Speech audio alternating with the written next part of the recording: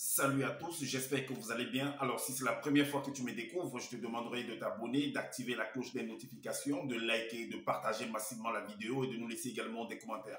Alors, si c'est les faits, je te dis merci pour ton geste. Comme je le dis constamment dans mes partages, que Salomon dit qu'il n'y a rien de nouveau. Ce qui a été, c'est ce qui est et c'est ce qui sera encore. Et que le physique est le reflet du non visible. Le Créateur, par son verbe, parle tantôt d'une manière, tantôt d'une autre, il y prend pour une garde.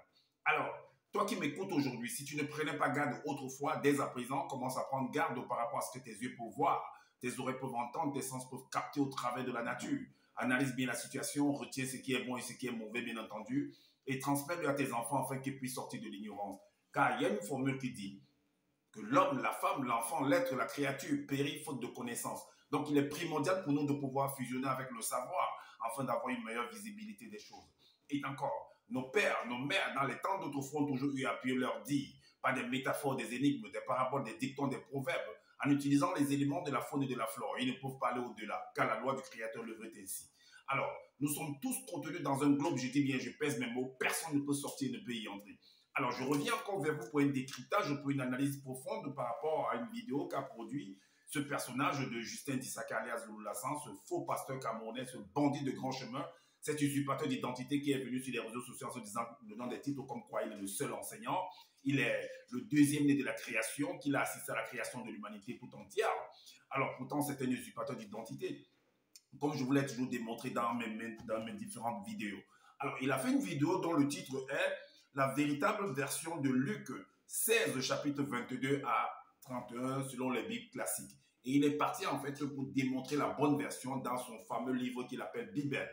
Alors, j'ai déjà démontré en fait à plusieurs reprises que ce livre est bourré en fait d'erreurs, de mensonges, de contradictions. Et pour écrire ce livre, il a copié dans les Bibles classiques, il a copié dans le livre de Fab d'Oliver, il a copié dans le livre d'Alan Kardec, il a copié également dans le livre des Secrets d'Enoch. Alors, selon l'histoire de Luc 16 là, dont ça fait allusion au pauvre Lazare, d'un riche et d'un nommé Lazare. Alors, nous allons entrer dans son livre et nous allons voir ce que l'histoire raconte. Et nous allons vous démontrer en fait que il y a beaucoup d'erreurs là-dedans, même dans son livre en fait. Vous allez voir. Et on va essayer de comprendre qui est la cause en fait du malheur de ce Lazare. Et pourquoi est-ce que cet homme, l'autre homme est devenu riche? Est-ce que vous comprenez? Qui est l'auteur de tout cela? Entrons dans l'histoire et comprenons ce qui en est.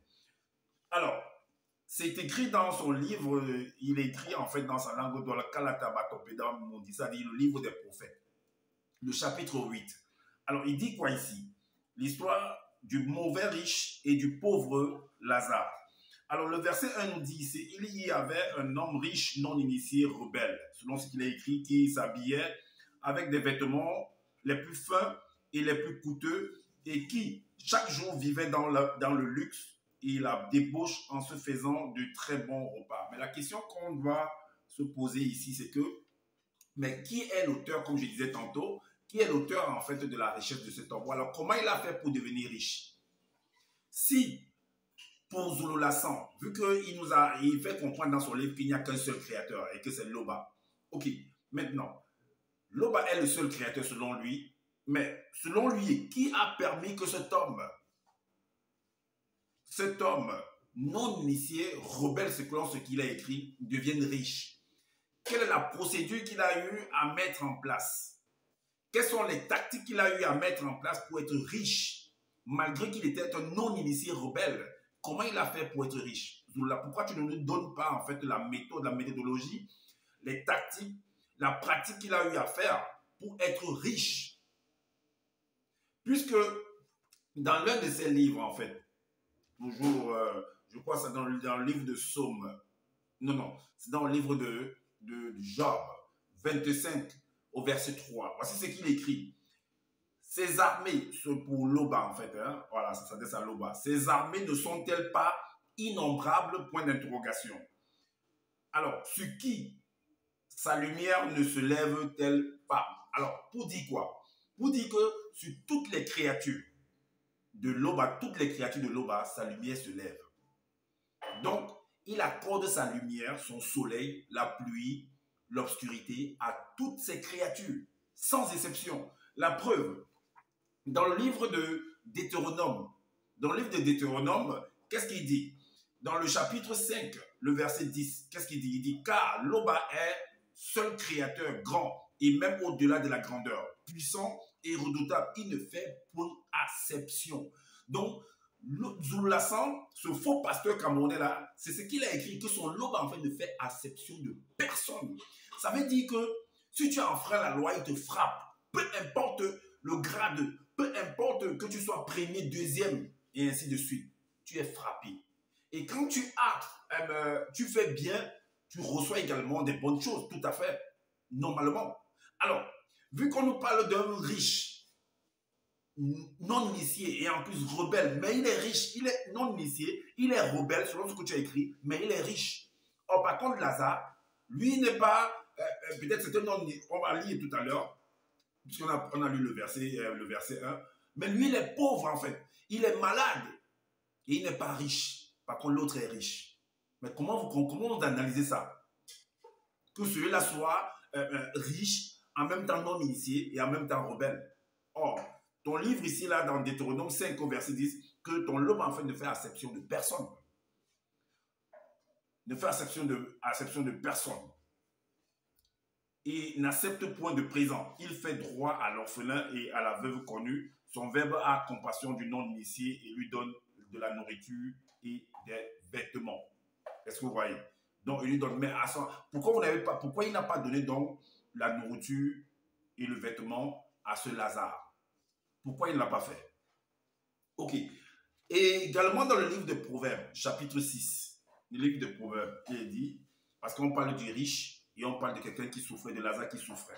Alors, il y a également un proverbe. Il y a une leçon de vie au niveau de Proverbe 6 par rapport à la fourmi. Alors, le titre, c'est « Éviter d'être paresseux ». Il est dit sur le chapitre 6, à partir du verset 6, il est dit « Va vers la fourmi, paresseux ». Donc, à ce Lazare-là qui, lui, souffrait, n'avait rien pour se nourrir. Par contre, le non-initié rebelle était dans l'opulence, il avait de quoi se nourrir. Et voici une leçon, selon toi, en tout cas, c'est toi qui as toujours écrit ça. Hein? Alors, il est dit ici que va vers la fourmi, paresseux. Observe son comportement et tu apprendras la sagesse. Lazare, toi qui t'es laissé aller, tu es resté avec des plaies partout, on verra plus amplement qui a permis que tu aies ces plaies-là, qui est la cause ou qui est l'auteur même de cela. Alors, donc va vers la fourmi, elle va t'apprendre beaucoup de choses. Si vous lisez tout le verset, vous allez comprendre en fait l'expérience en fait de la fourmi. Est-ce que vous comprenez? On ne va pas tout lire. Donc, c'est un peu ça. Revenons donc au fameux Lazare et le riche rebelle, selon Zoulassan. Donc, on nous fait comprendre qu'il y avait un homme riche, non initié rebelle, qui s'habillait avec des vêtements les plus fins et les plus coûteux et qui, chaque jour, vivait dans le luxe et la débauche en se faisant de très bons repas. Mais néanmoins,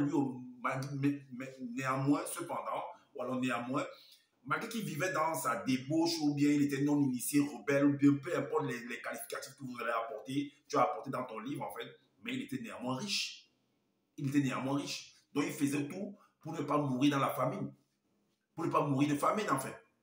Par contre, au verset 2, il est dit que près de la rue qui mène devant le portail de sa propriété, à proximité des arbres fruitiers, était couché un pauvre homme non initié, appelé Lazare, un pauvre homme également non initié.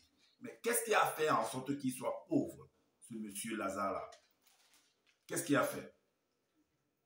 Allons donc dans le livre de Deutéronome toujours. Vous allez voir. Non, avant d'aller là-bas, continuons à lire l'histoire de ce Lazare. Et il est dit qu'au verset 3, son corps était couvert de boutons qui lui provoquaient des démangeaisons intenses. Quoiqu'il se nourrissait des fruits, il aurait bien voulu se nourrir des morceaux de viande braisée que les gardiens de maison du riche mangeaient devant le portail. De plus, les blancs et les sangs mêlés venaient se moquer de lui. Mais ok, ce qui est important, c'est que le verset 3 nous dit son corps était couvert de boutons qui lui provoquaient des démangeaisons intenses. Allons dans le livre de Deutéronome. On va voir qui est l'auteur, la cause même de tout cela. Alors, dans le livre de Deutéronome, le chapitre 12, là, c'est les malédictions. Voici ce que Zola a écrit.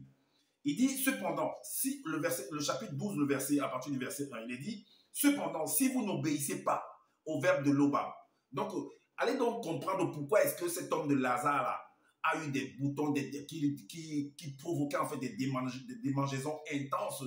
Pourquoi il était pauvre, pourquoi il souffrait autant.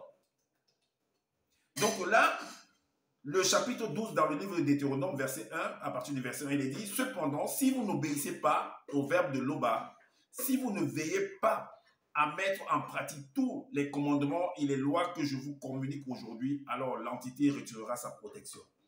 Mais qui ne te dit pas que ce pauvre Lazare-là, ce non-initié-là, Loba a retiré sa protection sur lui à cause de ses agissements, à cause de ses œuvres. Et il continue à dire, le verset 3 nous dit, par des maladies, il ne vous sera pas accordé de nombreux enfants. Est-ce que vous comprenez? Et également, au verset 6, on dit, l'entité des châtiments en charge du domaine de la nature propagera pour vous également une épidémie de peste et de fléaux jusqu'à ce que vous soyez éliminés du continent et en grand nombre, et il en sera de même pour les Noirs hors du continent. Vous souffrirez de dépérissement, d'inflammation, de fièvre. L'entité des saisons provoquera spirituellement la sécheresse. Les céréales sécheront sur pied et les récoltes pourriront. Vous serez atteints de tous ces maux jusqu'à ce que vous disparaissiez. Alors, on dit que Lazare était atteint de boutons, il était malade en fait. Dans les Bibles, on dit qu'il était, son corps était recouvert d'ulcères. Alors, vous voyez, son livre en fait donne en fait, démontre en fait qu'est-ce qui a causé en fait ce malheur en fait de Lazare là. Pourquoi Lazare est devenu ainsi? Et c'est son Loba qui est derrière tout cela. Maintenant, quand vous lisez par exemple au verset 13 de ce même chapitre, il est dit, l'entité des châtiments en charge du domaine de la nature vous enverra des furoncles.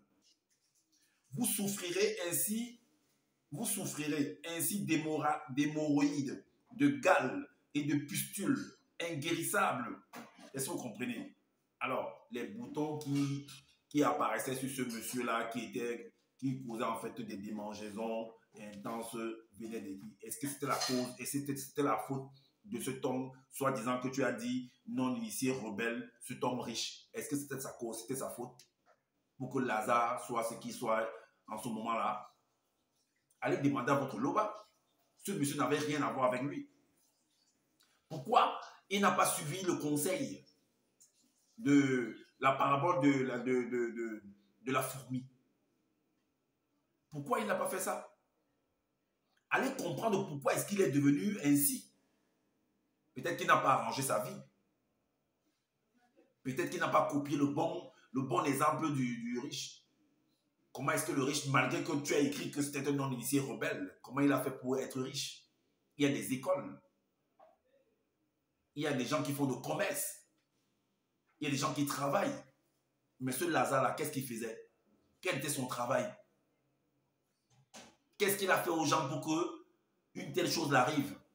Est-ce que vous vous êtes posé la question? Tu es le premier à venir pointer du doigt que non, ceux qui sont écrits les Bibles classiques racontent du n'importe quoi. Non, que c'est ton livre qui est la bonne version. Ça, c'est la bonne version, ça.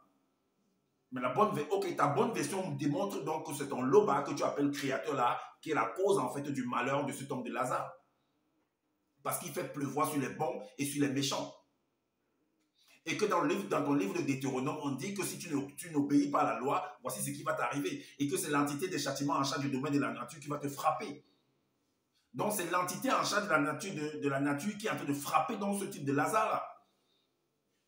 Et tu vas au verset 5, tu dis que, et pendant son agonie, le pauvre demanda pardon à Loba de ses fautes. Donc pendant son agonie, il s'est mis à demander pardon. Donc, il suffit seulement que pendant que tu souffres, tu demandes Loba, pardon, Créateur, pardon, et il te pardonne. C'est ça. Et le verset, si tu dis, oh, il avait que quelques semaines plus tard, le pauvre mourut physiquement pendant que son âme se séparait de son corps. Vraiment du n'importe quoi. Physique et son esprit, lui, se séparait de l'âme. Il vit soudain un puissant ange. Donc, il a même vu les anges. C'est vous qui dites que non, qu'on ne peut pas voir les anges. Après, tu dis que lui, celui-ci, un pauvre, un non-initié, pauvre, lui, il a vu les anges. Ah, le riche, lui, il ne voit pas les anges. Vraiment. On continue. Il dit, bon, on dit que, il dit que, quand on relisons le verset 5, il dit, et pendant son agonie, le pauvre demanda pardon à Loba de ses fautes. Qu'est-ce que tu as écrit dans le livre de Jacques par rapport à la foi? Donc, il suffit, donc, disons qu'il a eu la foi, il a demandé pardon. Mais est-ce que ça suffit? Mais c'est quoi cette mauvaise rédaction-là? C'est quoi ce mauvais jugement-là que tu es venu écrire dans ton livre-là?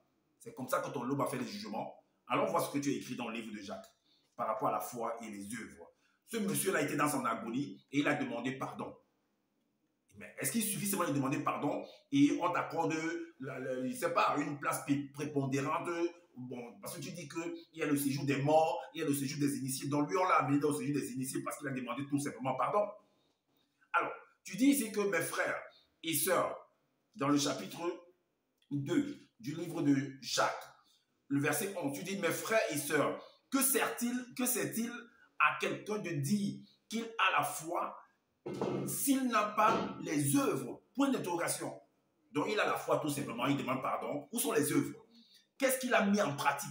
Quelle est la démonstration qu'il a mis en œuvre, qu'il a mis en place pour qu'on sache que non, oui, le pardon doit lui être accordé?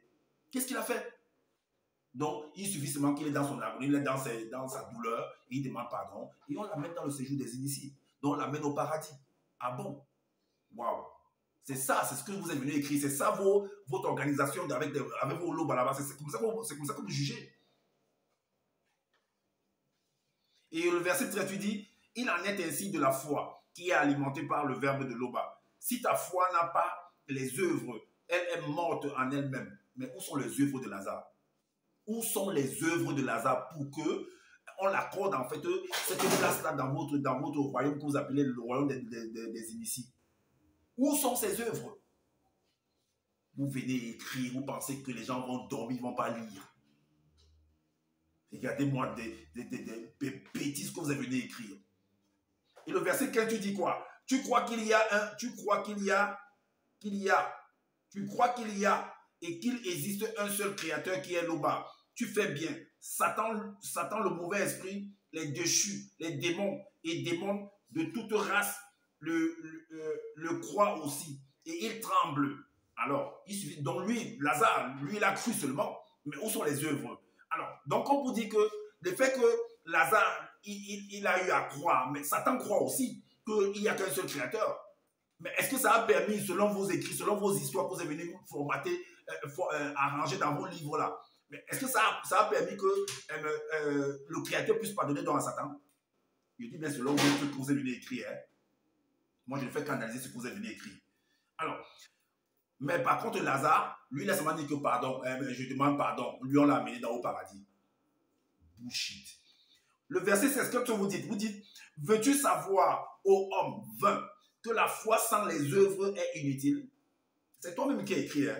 Mais par contre, tu lui dis que Lazare, lui, il était déjà dans son agonie et il a tout simplement demandé pardon. On l'a pris, l'ange est venu le prendre, il l'a amené au paradis. C'est sûr que peut-être le pauvre, le riche là, comme il est un rebelle, lui, il est un non-initié, c'est sûr que lui, il va aller seulement en enfer. Hein. C'est comme nous là, comme nous, on ne suit pas Loba là. Nous, on ne dit pas Loba. Nous, on ira seulement en enfer. Moi qui parle là, c'est ce que moi je vais en enfer. N'importe quoi. Qu'est-ce que tu dis encore? Le verset disait, tu dis, vous voyez que l'homme est justifié par les œuvres. L'homme est justifié par les œuvres. Donc, où sont les œuvres de Lazare? Et non pas la foi seulement. Seulement. C'est toi qui as écrit là. Bandit de grand chemin. Faux pasteur camerounais, tu es là, tu profites en fait de la faiblesse des personnes qui sont en France, qui n'ont pas le temps de lire, qui sont occupés par les choses du quotidien. Quand ils rentrent chez eux, ils sont fatigués, ils ne peuvent même pas lire, ils sont là, gloire à l'Oba, gloire à l'Oba. Toi, tu restes chez toi, tu ne travailles pas, tu lis, tu viens raconter des bêtises sur les réseaux sociaux. Voilà ça, et on dit que tu es le seul enseignant, le deuxième de la création, de pacotille. Toi et moi, non, on va courir seulement dans le sac. Ok, qu'est-ce que tu dis encore? Tu dis que, qu'est-ce que tu dis? Vraiment, quelle histoire même qui sont venus à regarder les choses de Mamadou Epineta, les choses de Kwaku, les Kalao qui sont venus écrire, et les gens sont là. J'ai toujours dit que la Bible, c'est une œuvre littéraire. C'est une œuvre littéraire. Pour comprendre ça, il faut faire une étude des textes, comme on faisait à l'école. On sort les mots qui sont difficiles, compliqués, on regarde au dictionnaire pour comprendre. C'est ce que j'appelle les paraboles, les énigmes, tous ces énigmes-là. Cela, ça permet de comprendre la vision de l'auteur. Qu'est-ce que l'auteur veut nous dire dans le livre? Tout simplement. Vous avez pris ça, d'autres sont là pour tuer les autres avec ce livre-là.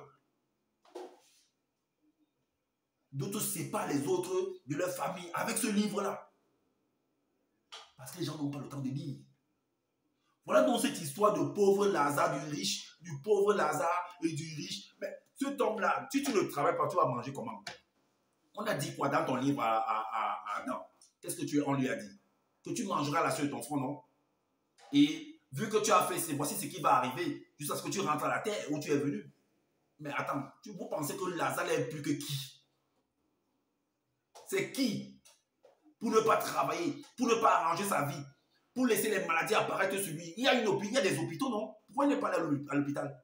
Pourquoi il n'y a pas l'ambulance qui est venue chercher que non, il souffre, tout ça et tout? Parce que les gens ne souffrent pas jusqu'aujourd'hui. Il y a des gens qui dorment dehors.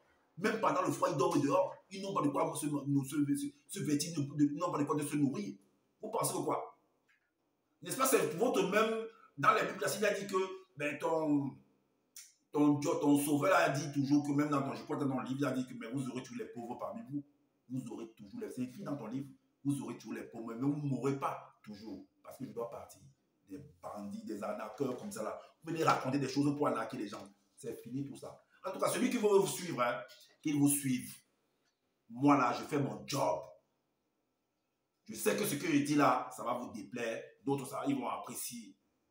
Libre à vous de faire ce que vous voulez avec. Ce n'est pas un truc que j'ai préparé vraiment. Regardez.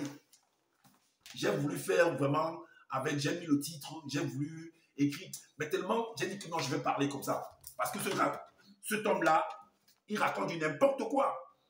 Tu vas venir pointer du doigt ceux qui sont dans les Bibles, qui ont écrit les Bibles classiques. Pourtant, tu penses que ton livre est un exemple. Même ça, c'est de la pacotille. J'ai dit, c'est que tu as écrit là-dedans. Là.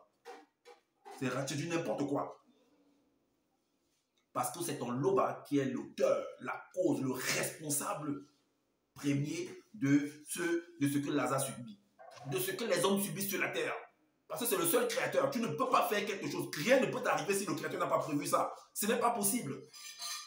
Réfléchissez, analysez. Ce n'est pas possible. Alors, Lazare devait arranger sa vie. Puisque normalement, ben, il y a des informations à la télé. Il y a des informations à la radio. Comment arranger sa vie. Il y a des livres. Il y a beaucoup d'éléments. La nature enseigne. C'est écrit. La nature elle-même ne vous enseigne-t-elle pas? Dans 1 Corinthiens 11-14, c'est écrit. Mais la nature enseigne comment? Mais Lazare, lui, pourquoi il n'a pas écouté la nature? Il était petit pour écouter la nature. Il n'a pas écouté les conseils de ses parents. Il n'avait pas des parents, des grands-parents. Pourquoi il n'a pas écouté? Donc, le riche, lui, malgré que tu vas venir dire que non, c'était un non-initié, un rebelle, un ceci, il vivait la vie de débauche, et puis quoi? S'il vivait, et puis quoi? Lui, au moins, il s'est battu, il a travaillé, il a eu son argent. Donc, il ne doit pas jouir de son argent. Parce que vous allez venir écrire le non-initié rebelle, il vivait dans la débauche. Ok, il vivait dans la débauche, Lazare vivait dans quoi? Donc, vous pensez qu'il y a une autre, je ne sais pas, vous allez aller au paradis ou bien, je ne sais pas, peut-être vous allez en enfer. J'ai l'impression que ça ne va pas dans votre tête. Ok, en tout cas, moi, je m'arrête là.